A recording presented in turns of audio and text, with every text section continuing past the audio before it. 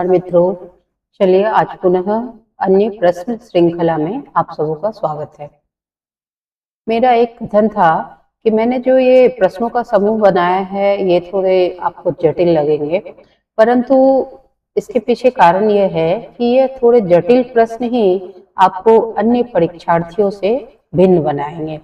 तो आप अच्छे से गहनता से इन प्रश्नों को समझें। मैं एक आयाम से, केवल उत्तर माध्यम से नहीं, कई आयामों से तरह तरह से आपको समझाने का कोशिश करूंगी और प्रश्न बनेंगे तो यहीं से बनेंगे, यह हमारी गारंटी है। आप एग्जाम देके आएंगे और मुझे बताएंगे। आप तन मन धन से तैयारी में जुटे रहें। परीक्षा पास कैसे होगी ये मैं आपको बताऊंगी। आप केवल जितने भी क्लासेस हैं वो अटेंड करते रहें। तो आइए, हमारा पहला प्रश्न क्या है? अभिज्ञान शाकुंतलम नाटक में कुल कितने अंक हैं? अभिज्ञान शाकुंतलम नाटक में कुल कितने अंक हैं? ठीक है, उत्तर तो आप सबों ने देख लिया होगा। तो उत्तर है 7 अंक है। परंतु अभिज्ञान शाकुंतलम नाटक के लेखक कौन है? तो कालिदास है। ठीक है, लेखक कौन हो गए? वैसे मैं इस पे इवनिंग में एक वीडियो लाने वाली हूँ, थोड़े संक्षेप में आप लोगों को। लेखक कौन हो गए? कालिदास हो गए। ठीक है, ये आप सबों को आता होगा। और अभिज्ञान शाकुंतलम की विधा क्या है? विधा अर्थात प्रकार, किस प्रकार का है? गद्य है, गद्य काव्य है या पद्य काव्य है या चंपू काव्य है या नाटक है? देखिए उत्तर यहीं पे है, उत्तर यहीं पे है। आप मुझे कमेंट बॉक्स में मैसेज करें इसकी अभिज्ञान शाकुंतलम की विधा क्या है। अब तीसरा प्रश्न, जब अंकों का नाम हमें कितने अंक है ऐसा पूछा गया है, तो अभिज्ञान शाकुंतलम में 7 अंक है। अब सपोज पूछा जा सकता है हमसे कि अभिज्ञान शाकुंतलम के प्रथम अंक का क्या नाम है? तो अभिज्ञान शाकुंतलम के प्रथम अंक क्या है? 7 अंक तो हो गए, हमें पता है। प्रथम अंक का नाम क्या है बताइए? आश्रम प्रवेश। आश्रम प्रवेश, ठीक है। और अभिज्ञान शाकुंतलम की विधा क्या है ये आप मुझे बताएंगे। देखिए मैं इतना आपको हिंट्स देती हूँ, प्रश्न में ही है। तो यहाँ से हमने 3 प्रश्न तैयार किए। अभिज्ञान शाकुंतलम आप सबों के लिए मैं शाम को या मैं देखती हूँ एक छोटा वीडियो लेके आऊंगी, बहुत ही स्पष्ट होंगे, सभी उक्तियां होंगी इसमें और सारी अभिज्ञान शाकुंतलम वहां से कवर हो जाएगी आपकी। तो अभिज्ञान शाकुंतलम नाटक में कुल कितने अंक हैं? विधा आप बताएंगे। तो इसमें 7 अंक हैं। क्या है? प्रथम अंक का नाम क्या है? आश्रम प्रवेश है। अच्छा, इसमें अभिज्ञान शाकुंतलम के मंगलाचरण में किसकी उपासना की गई है? किसकी स्तुति की गई है? मंगलाचरण में किसकी स्तुति की गई है? तो उत्तर ये प्रश्न हो गए और उत्तर पता है आप सभी क्या है? तो मंगलाचरण में अष्ट मूर्ति शिव की उपासना या स्तुति, जो भी लिख ले, उपासना या स्तुति की गई है, जो कि किस छंद में है? जो कि स्नग्धरा जो कि स्नग्धरा छंद में है। अब आपने देखा होगा यहाँ एक ही प्रश्न से कितने सारे प्रश्न, यहाँ पे बस इतने ही सारे प्रश्न नहीं हो सकते, बहुत सारे प्रश्न हो सकते हैं। ये प्रमुख मुख्य प्रश्न है जो आपके परीक्षा दृष्टिकोण से अत्यंत आवश्यक है, वो हमने बताया है। स्नग्धरा, ठीक है। अब चलिए हम दूसरे प्रश्न की तरफ। तो हमारा उत्तर हो गया, क्या हो गया? 7 हो गया, ठीक है। उत्तर यहाँ भी लिखा है। महाकवि, अब हम दूसरे प्रश्न पे आते हैं। महाकवि कालिदास विरचित मेघदूतम किस प्रकार का काव्य है? महाकाव्य है या खंड काव्य है, गीति काव्य है, गद्य काव्य है या चंपू काव्य है? किस प्रकार का काव्य है महाकवि कालिदास विरचित मेघदूत? किस प्रकार का है बताएं। तो समय अधिक न लगाते हुए, आप सभी मास्टर इंसान हैं, पता ही है हमें, और आंसर आपने देख लिया होगा, लेकिन आंसर में एक चूक है, वो आपको बहुत ही सजगता से समझनी पड़ेगी। तो आइए, महाकवि कालिदास विरचित जो मेघदूतम काव्य है वह क्या है? खंड काव्य तो निश्चित रूप से है। खंड काव्य क्यों है ये बताइए। और उसके साथ ही इसे गीति काव्य भी कहा जाता है। ठीक है, गीति काव्य, ये हमेशा याद रखेंगे। अगर आपको ऑप्शन देता है गीति काव्य का तो वो भी सही होगा, और खंड काव्य रहे या दोनों रहे तो वो भी सही होगा। ठीक है, स्पष्ट हो गया। अब यहाँ से प्रश्न आ सकता है, महाकवि मेघदूतम किसकी रचना है? आप सभी जानते हैं, कालिदास की रचना है। अब दूसरा प्रश्न यहाँ से आ सकता है, जो खंड है, खंड कितने भागों में मेघदूत कितने भागों में मेघदूत बटा हुआ है? तो मेघदूत जो है वो 2 खंडों में विभाजित है। खंड काव्य कहा गया ना, खंड मतलब हिस्सा, तो 2 हिस्से में है। प्रथम खंड का क्या नाम है? प्रथम खंड, 2 खंड हैं, क्या है? एक है पूर्व मेघ और दूसरा है उत्तर मेघ।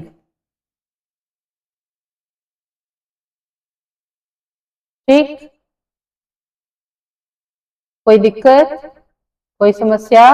देखिए, एक प्रश्न से कितने सारे प्रश्न निकल के आ रहे हैं। 3 प्रश्न आपको अभिज्ञान शाकुंतलम के लेखक, क्षम्यताम, मेघदूतम के लेखक कौन है समझ में आ गया? कालिदास हैं। इसकी विधा क्या है? विधा, विधा पूछेगा आपसे, वर्ड याद रखें। विधा माने होता है प्रकार। तो काव्य के जितने भी प्रकार होते हैं, गद्य काव्य होते हैं, पद्य काव्य होते हैं, चंपू काव्य होते हैं, ठीक है, तो ये विधा माने टाइप्स, किस प्रकार के काव्य हैं ये होता है। तो इसे बहुत अच्छे से रखे याद। 2 खंडों में विभाजित है मेघदूत, पूर्व मेघ और उत्तर मेघ। चलिए, अब हम अन्य प्रश्नों की तरफ चलते हैं। अब देखिए, बहुत ही महत्वपूर्ण प्रश्न है। कल आपको हमने पंचगंगम पढ़ाया था, पंचगंगम। तो वहां हमने आपको बताया कि वह अव्ययी भाव समास है, यही बताया होगा निश्चित रूप से पंचगंगम में। आज पुनः पंचगवम आया है। पंचगवम पद में कौन सा समास है? आपने उत्तर देख लिया होगा, द्विगु है। तो पंचानाम गवानाम गवाम समाहार, 5 गायों का समूह क्या कहलाता है? पंचगवम कहलाता है। लेकिन आप ये बताइए कि यहाँ पे दिगु क्यों हुआ और वहां पे अव्ययी भाव समास क्यों हुआ? बताएं जल्दी। प्रश्नों को समझने में किसी तरह की असुविधा हो रही हो, या वार्तालाप जो भी हमारा आपका हो रहा है उसमें कहीं असुविधा हो रही हो तो बताएं। ठीक है, उसमें पंचगवम पद में कौन सा समास है? पंचगवम पद में कौन सा समास है? पंचगवम पद में द्विगु समास है। अब दिगु क्या क्या किसे कहते हैं? दिगु की परिभाषा क्या है? दिगु क्यों हुआ? दिगु अव्ययी भाव भी हो सकता था, फिर बहुब्री भी हो सकता था, तत्पुरुष भी हो सकता था। क्यों हुआ है दिगु यहाँ पे?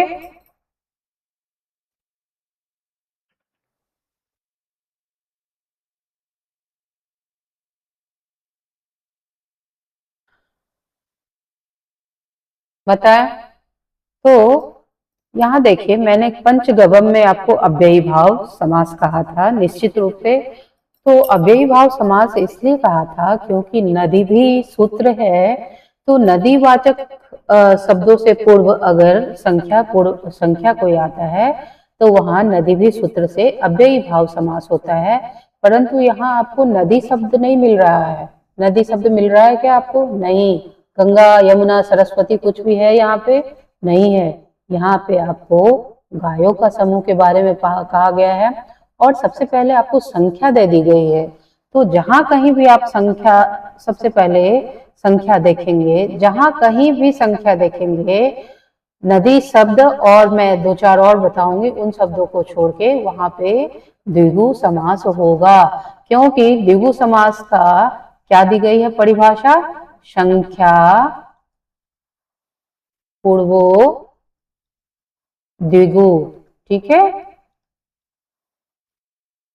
क्या हो? संख्या पूर्वो अर्थात पूर्व में यदि संख्यावाचक शब्द रहे तो वहां पे द्विगु समास हो जाता है। आप यहाँ देखेंगे पंच अर्थात 5, 5, ठीक है। गवम तो 5 गायों का समूह। देखिए इसे तोड़िए, क्या होगा बताइए?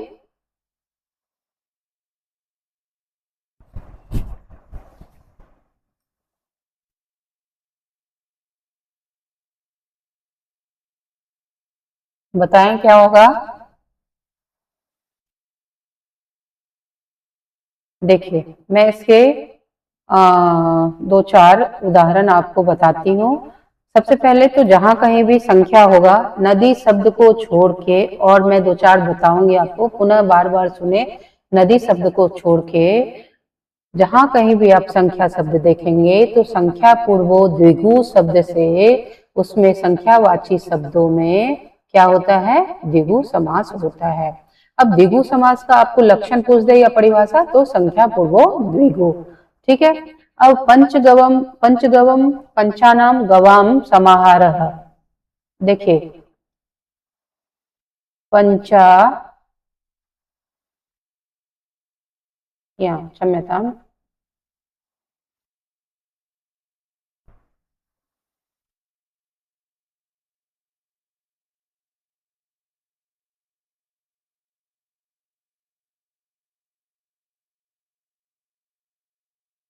ठीक है।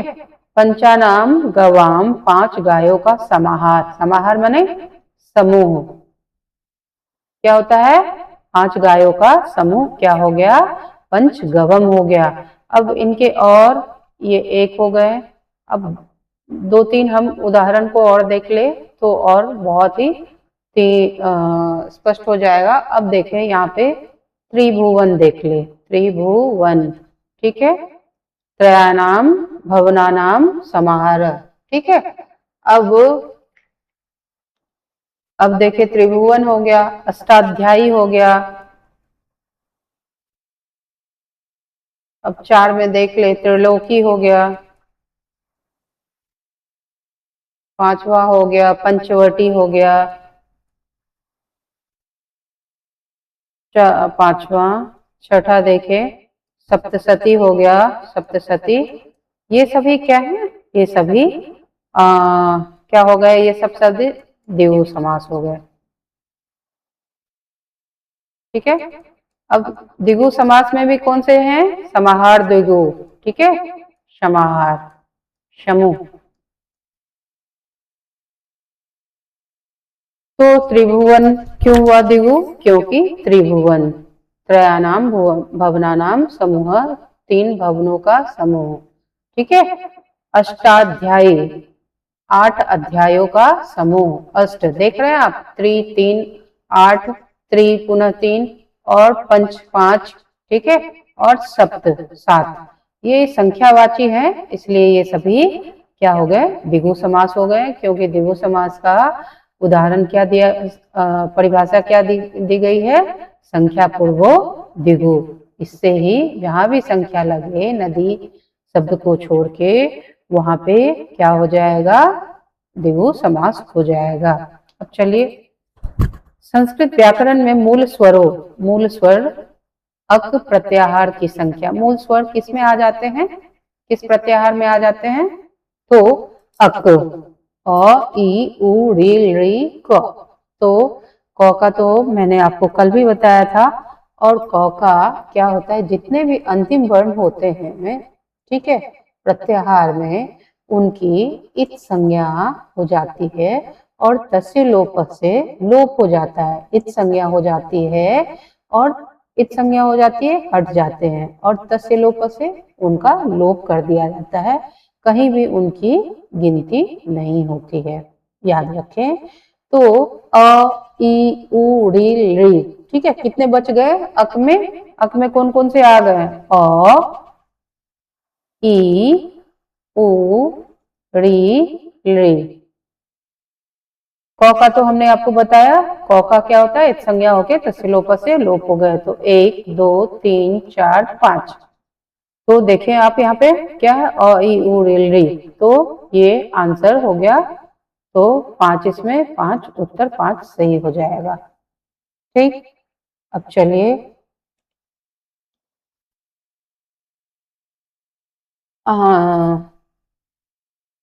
रामेण पत्रम लिखितम, कौन सी विभक्ति है यहाँ पे?